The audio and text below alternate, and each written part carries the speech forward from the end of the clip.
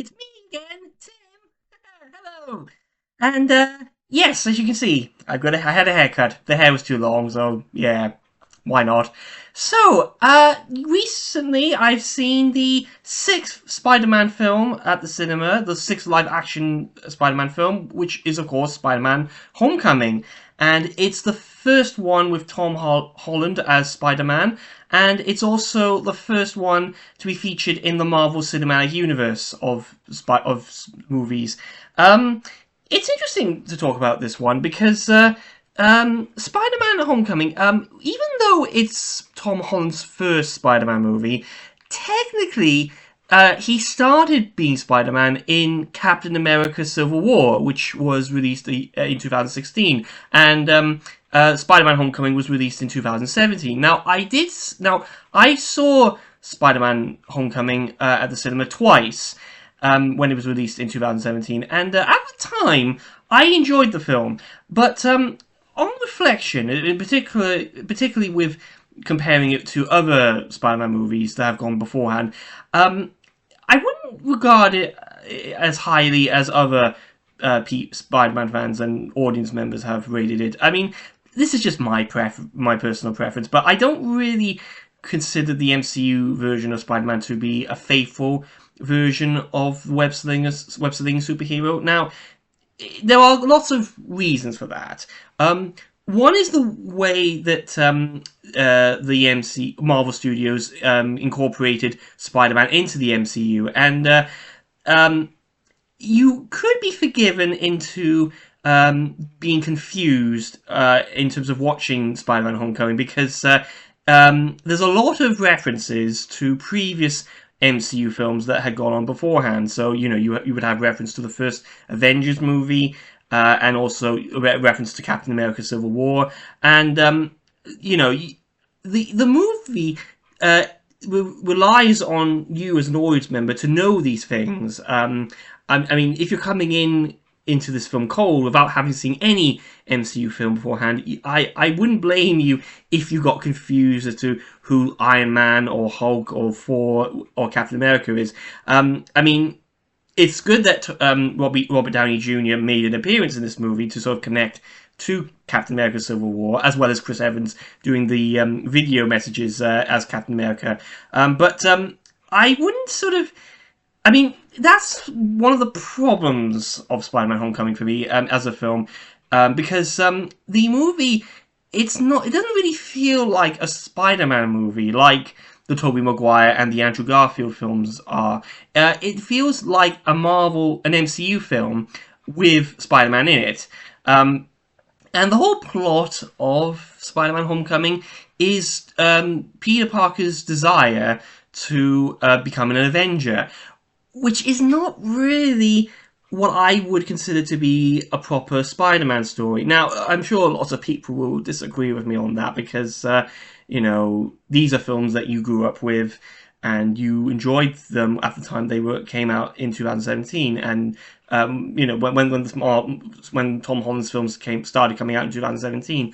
But it's not really how I would perceive Spider-Man as a superhero, because I've always contended that Spider-Man is someone who is a down-to-earth person who's trying to balance his superhero life and his normal life with, with all the pressure that's, culminating around him. Now, the Tobey Maguire films did that rather well, in my opinion. Andrew Garfield's films didn't quite do it as well, but I at least enjoyed them for the attempt to try and do something different compared to what Tobey Maguire's era have done.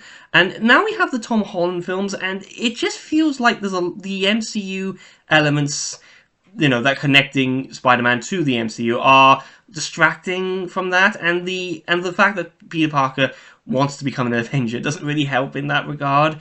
Now, it's only fair for me to point out that there is a kind of a journey for Peter Parker in this movie. Now, because at the end of Spider-Man: Homecoming, Peter decides not to join the Avengers, which, in my opinion, is a really good character development for Peter. Now, it's funny.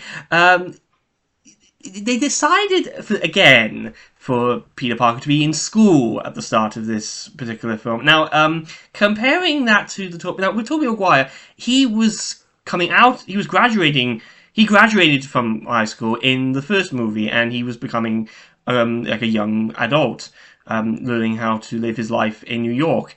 With Andrew Garfield, it sort of did what Tom Holland is doing, but he graduated in the second movie, and we get to sort of see him be more, having more sort of lean into the adult world as opposed to being in high school. Whereas with Tom Holland's Spidey, for the majority of his era in the three movies he's in, he's always in high school, and this sort of leads to another issue regarding Tom Holland's era of Spider-Man. The Homecoming and Far From Home in particular, they lean more in towards being comedy films, particularly with the supporting guest characters. The supporting characters who are at the school that Peter's at, like Flash Thompson and Betty Brant, and the school teachers, and Ned Leeds kind of sort of fits in that category, but I can sort of appreciate Ned Leeds' role in the movie because he's Peter Parker's man in the chair. But with that said, I do feel like the supporting characters sort of ruin things in terms of making the story as credible as it needs to be, because Tom Holland is a good actor and really good as Peter Parker and Spider-Man, but there are times when he can be a bit immature. This might be down to how teenagers are when they're trying to learn things about how to handle life. But I don't really know if him wanting to be an Avenger is that relatable. Maybe it is. Maybe I'm just not in that right age group for Spider-Man: Homecoming compared to how people would see it, because these movies have to sort of fit a certain generation. But I'm past that generation regarding how teenagers are supposed to function. Really, I don't really know, to be honest with you. But see, the thing is, I was thinking about another superhero movie that had a high school feel to it, and that's Sky High, which was released in 2005, and I feel like that had a bit more relatability in terms of being a superhero film, because even though the plot is about a young man wanting to become a superhero, because it's a superhero school, it at least was something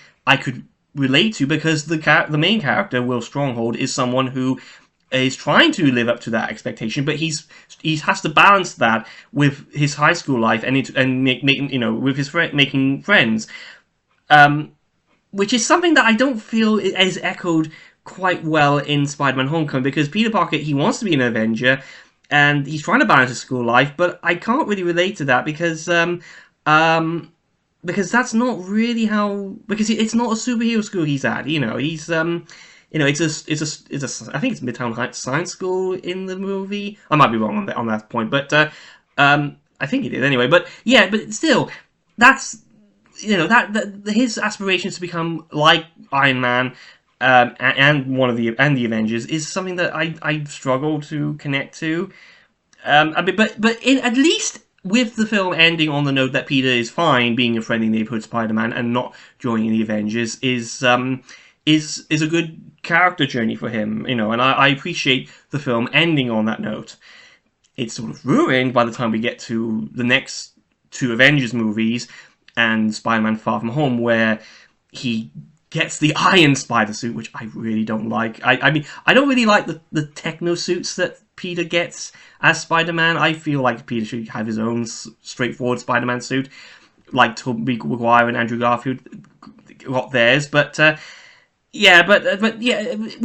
all these things said, it's an interesting interpretation of Peter Parker being Spider-Man. I don't really know if it's it's a very interesting and unusual interpretation. It's one of the reasons. It's not what I would consider to be a faithful version of Spider-Man, but then again, other people have different reasons for why they consider it to be more faithful as in terms of Spider-Man compared to how I see it. I feel like Tobey Maguire is closer to the comics than the Andrew Garfield and the Tom Holland films. But there you go.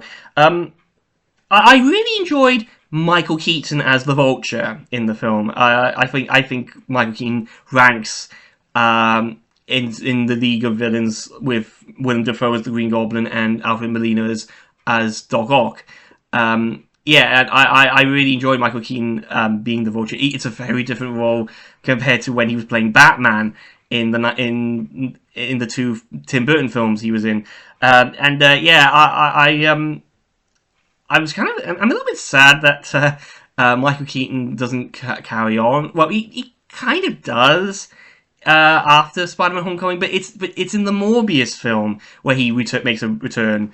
And even then, it's a cameo at the end of that film, and I don't really know if that's going to go anywhere, judging by how the Sony Spider-Man universe of villains is going. We'll have to see how Venom the Last Dance, and Kraven the Hunter turns out. But yeah, I don't really know, to be honest with you. But yeah, Michael Keaton, he's very good for me as the Vulture, and it was such a surprising twist when he turned out to be the father of Liz Allen. I believe it's Liz Allen in the film. When Peter takes her out to the homecoming dance. And I point out that even though the film is called Homecoming, the homecoming dance doesn't really have a big part to play in the film, which is very bizarre. I mean, mind you, the titles for the Tom Holland Spider-Man films are bizarre anyway. They all feature the word home in it.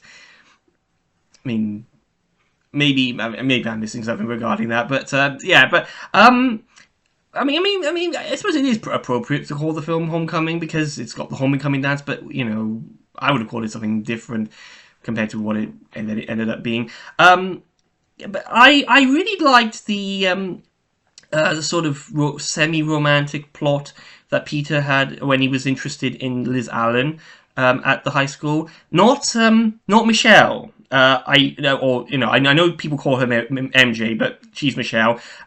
Zendaya doesn't have a big part to play in the first Spider-Man movie, which is a bit peculiar. On watching it again, you see Michelle observing Peter. That's kind of a sort of build up to how she's going to be in Far From Home next time. But the focus of Peter Parker's the romantic focus for Peter is Liz, and I quite liked how that was developed. It's a shame how things turned out between Peter and Liz in the film. Maybe that's how it is regarding high school romances. Things don't work out. It's not. It's not how it turned out with Mary Jane in the original trilogy with Tobey Maguire and the Andrew Garfield films with Gwen Stacy, but I still appreciated being there in the film. It would have been nice if Liz came back for Far From Home and No Way Home to make the connection stronger regarding Peter having romances. But I don't really understand why the focus changed in Far From Home for it to be Peter and Michelle, because if Michelle was a character that Peter was romantically interested in, then maybe that would have helped me appreciate them more as a romantic couple in the next two films. But it just didn't do it for me. But again, it might be the way that how young adolescents are handled, how young adolescents handle their emotions in these movies, in these Spider-Man movies. But I don't really know, to be honest with you. It's maybe there's an extra level of complexity to how these movies are being presented more than I know. But the fact that it's sort of, the fact that these films are sort of presented like semi-comedies is a little bit, it's a little bit jarring in some respects. But anyway, I did enjoy that aspect of Spider-Man. Of Spider-Man: Homecoming when I watched it in the cinema back in 2017 and recently on the big screen. So I can't say that. I know in my review on the film I claimed it to be overrated, and but I did enjoy Spider-Man: Homecoming when I saw it, and I was very pleased to see it again recently, and I'm looking forward to seeing the next film, Far From Home, which is the extended edition. When it's being shown at the cinema. So yeah, I look forward to sharing my thoughts with you on Far From Home next time. Hope you enjoyed my video on Spider-Man: Homecoming. Yeah, so next week, look out for my thoughts on Spider-Man: Far From Home, the extended cut. Take care, everyone. Bye. Oh, and if you want to share your thoughts on Spider-Man: Homecoming, then please leave a note in the comments. So yeah, by all means, share whether you like this film or whether you don't like this film. But please feel free to share your thoughts. Take care.